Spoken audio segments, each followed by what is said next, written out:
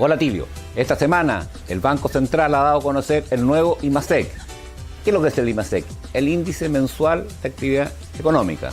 Desde el año 98, Chile viene midiendo mes a mes cuánto fue lo que produjo en ese mes y lo compara con el mes del año anterior. Este mes el índice cayó en un 1,3%. ¿Qué significa eso? Que si yo sumo todo lo que produjo Chile en febrero del año 2017, lo comparo con lo que produjo Chile en febrero del 2016, produjimos un 1,3% menos. ¿Y eso qué es? Que somos un 1,3% menos, más pobres de lo que éramos el año 2016. O sea, en vez de estar creciendo, estamos decreciendo. Cosa importante, el índice de la minería cayó en 17%.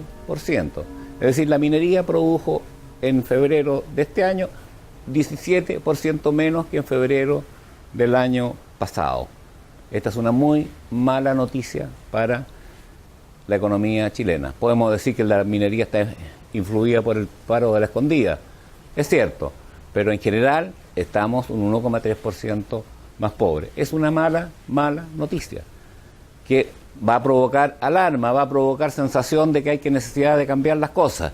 Pero también tenemos buenas noticias, Tilio, que yo creo que hay que darlas a conocer. Y para mí una excelente noticia, porque contrasta con esto en la situación de Codelco.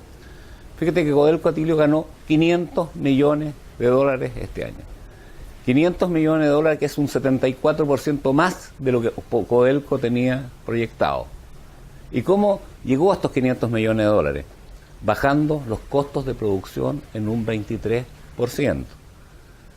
¿Y cuál es la gracia de esto? Que tienen una ley minera que les ha caído 7%, es decir, tienen que mover mucho más tierra para poder sacar la misma tonelada de cobre.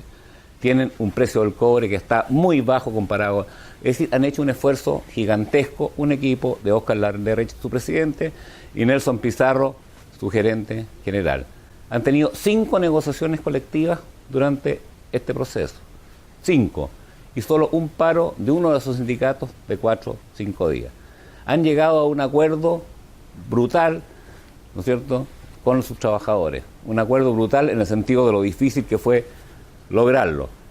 En el fondo, ¿qué es lo que hay, Tilo? Que se dieron cuenta los trabajadores y las empresas que estaban en una crisis, se dieron cuenta que en una crisis estaban en el mismo bote y que tenían que salir adelante. Es decir, transformaron la crisis en algo positivo. Y hoy día Codelco entonces produce utilidades cuando todo el mundo pronosticaba que iba a producir pérdidas. Y siguen en un camino guiado por Nelson Pizarro y Landereche muy conscientes, porque tienen que generar fondos para poder invertir. Y si no invierten, no pueden seguir creciendo. Acuerdo entonces, negociaciones entre empresarios y trabajadores, convencerse que están en el mismo bote, convencerse que están en el mismo destino, fundamental para el arreglo.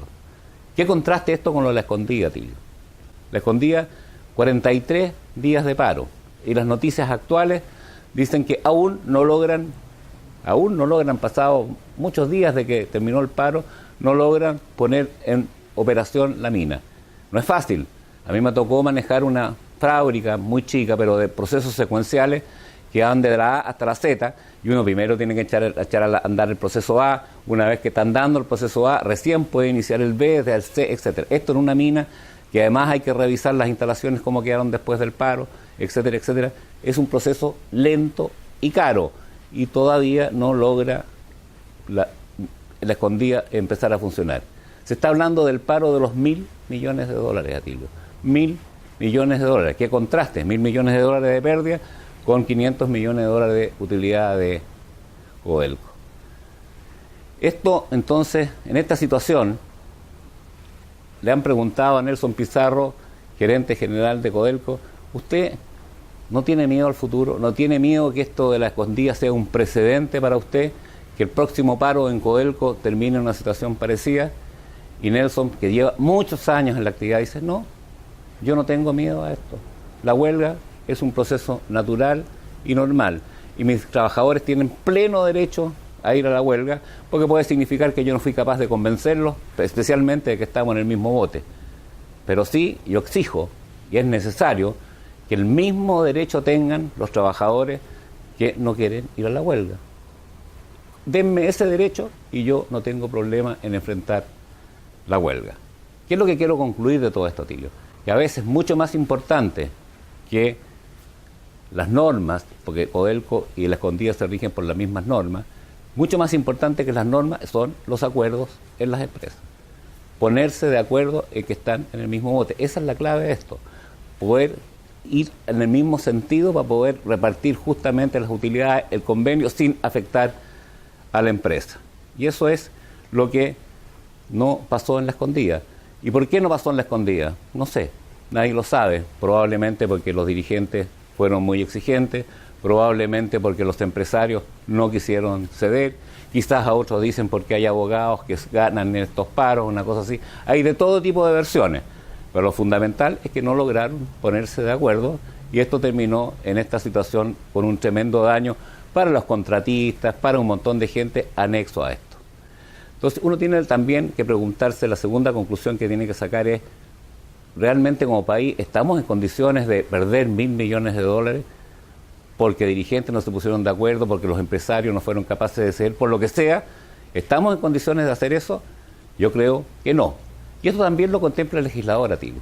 El legislador dice, señores, vamos a tener todo el derecho a paro que quieran, no hay tope en el paro, no hay reemplazo, pero también hay empresas estratégicas. Hay ciertas empresas donde a solicitud de la empresa, con participación de los trabajadores, yo, Estado, voy a decir, esta empresa es estratégica, los trabajadores pueden declarar la huelga, pero una vez declarada no hay paro. Y entonces yo llego con unos interventores, arbitro y soluciono el tema. Esas empresas estratégicas van a ser fundamentales y vamos a tener que seguir como país atentamente cuáles van a ser los criterios que va a tener el gobierno de turno para decir cuál empresa es estratégica y cuál empresa no es estratégica. Porque de eso va a depender que no estemos votando a la calle $1.000 millones cuando estamos en una situación económica tremendamente complicada.